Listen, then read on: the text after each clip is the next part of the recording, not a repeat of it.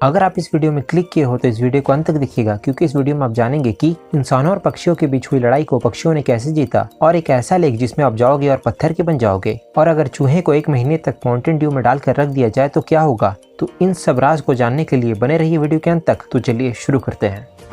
Number 6, आप सभी लोग तो माइक टायसन को पहचानते ही होंगे। जी हाँ, वही अमेरिकन बॉक्सर। लेकिन वो बॉक्सर कैसे बने, तो बता दूं, माइक टायसन को कबूतरों का बहुत शौक था और एक दिन उनके एक सीनियर ने उन्हें परेशान करते हुए उनके कबूतर को मार डाला और वहीं से उनकी बॉक्सिंग करियर की शुरुआत हुई। नंबर 5, आप सभी लोग तो ये जानते ही होंगे कि कोई मधुमक्खी आपको डंक मारती है तो उसकी मौत हो जाती है। लेकिन क्या आपको पता है ऐसा होता क्यों है? ऐसा इसलिए होता है क्योंकि मधुमक्खी के डंक कांटों के बने होते हैं, और जब किसी थिक स्किन वालों को डंक मारा जाता है, जैसे कि हम इंसान, हमारी स्किन थिक होती है, इसलिए वो अपनी स्टिंग को बाहर नहीं निकाल पाती है और उनका डंक स्किन में ही फंसा रह जाता है। और डंक के साथ साथ उनकी बॉडी एब्डोमिनल का छोटा सा हिस्सा जिसमें नर्व्स और मसल्स होते हैं, वो भी बॉडी से अलग हो जाता है, जिस वजह से मधुमक्खी की मौत हो जाती है। और आप इस पिक्चर को देखिए जो अवार्ड विनिंग फोटो है, और आप साफ ये देख सकते हैं कि मधुमक्खी के स्टिंग के साथ साथ उसकी बॉडी के एब्डोमिनल भी मधुमक्खी के बॉडी से कैसे अलग हो रहे हैं।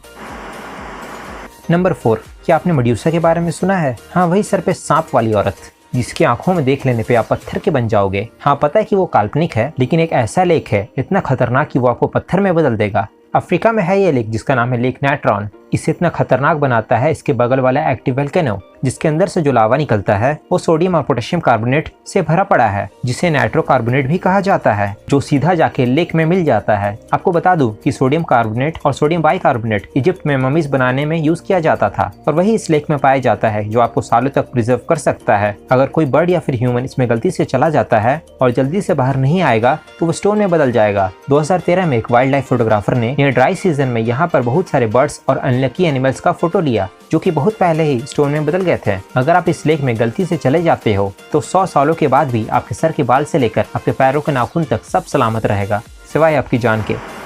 नंबर 3, आप सभी को तो पता ही होगा कि Coca Cola, Mountain Dew, Sprite किसी भी चीज को साफ कर सकता है, और आपने भी शायद बहुत सारी चीजों को इससे साफ भी किया होगा। लेकिन क्या होगा अगर एक चूहे को 1 महीने तक माउंटेन ड्यू के अंदर रख दिया जाए? तो बता दूं, शायद माउस डिसॉल्व हो जाए माउंटेन ड्यू में प्रेजेंट सिट्रिक एसिड की वजह से। हाँ, लेकिन वो एकदम से गायब नहीं होगा, तब भी माउंटेन ड्यू में माउस के सॉफ्ट टिश्यूज मिल जाएंगे। लेकिन एक और बात आती है कि क्या होगा अगर माउस माउंटेन ड्यू को पी ले? तो बता दूं, माउस इंसानों की तरह ढिकार नहीं मार सकते हैं और ना ही उल्टी कर सकते हैं। तो माउंटेन ड्यू पीने के बाद जो गैस पेट में बनेगा उससे शायद माउस की पेट फट जाए और वो मर जाए। नंबर 2, आप सभी ने यूनिकॉर्न के बारे में तो सुना ही होगा और उनकी कहानियां भी सुनी होगी। उनके सर पर एक सिंग होता है। हाँ, मेरे को पता है कि ये भी काल्पनिक है मेडुसा की तरह, लेकिन मिलिए हॉर्न स्क्रीमर से। आप इनके सर के ऊपर हॉर्न देख सकते हैं, और इनका नाम हॉर्न स्क्रीमर इसलिए रखा गया क्योंकि इनके सर पे भी यूनिकॉर्न जैसे लंबे लंबे सिंग है और इनकी आवाज बहुत दूर तक सुनाई देती है।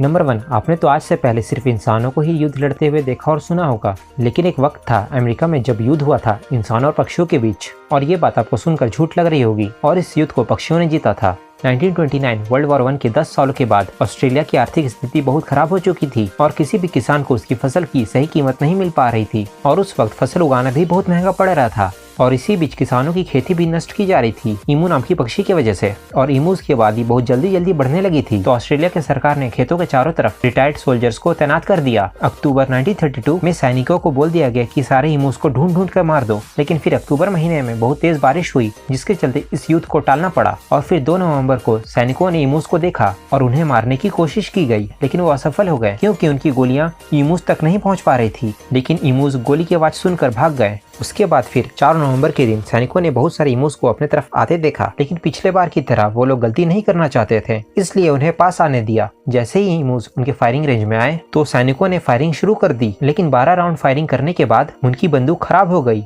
और सिर्फ 12 ही ईमूज को मार पाए। ईमूज को मरता देख ईमूज भड़क गए और युद्ध करने की ठान ली और अलग अलग झुंड में बंटकर फसल खराब करने लगे। जैसे ही सैनिक उन्हें मारने के लिए आते वो सतर्क हो जाते और भाग जाते, और फिर 8 नवंबर के दिन 2000 राउंड से भी ज्यादा गोलियां चली, लेकिन इतनी गोलियां चलने के बाद भी कुछ ही ईमूज मारे गए और फिर असफल होकर उन सैनिकों को हटा दिया गया। इसके बाद ईमूज को तो फ्री की पार्टी मिल गई और ईमूज ने खूब तबाही मचाई। इतना नुकसान होता देख ऑस्ट्रेलिया की सरकार ने स्पेशल फोर्स को ये काम दे दिया, और फिर सैनिकों ने 100 से भी ज्यादा ईमूज को हर सप्ताह मारा, और फिर 10 दिसंबर को 9860 राउंड से भी ज्यादा गोलीबारी हुई और 1000 से भी ज्यादा ईमूज मारे गए और 2500 से भी ज्यादा ईमूज घायल हुए, जिन्हें बाद में मार दिया गया। लेकिन उनकी संख्या में कोई गिरावट देखने को नहीं मिली और ईमूज की तबाही चलती रही और सैनिकों की सारी कोशिश बेकार होती गई।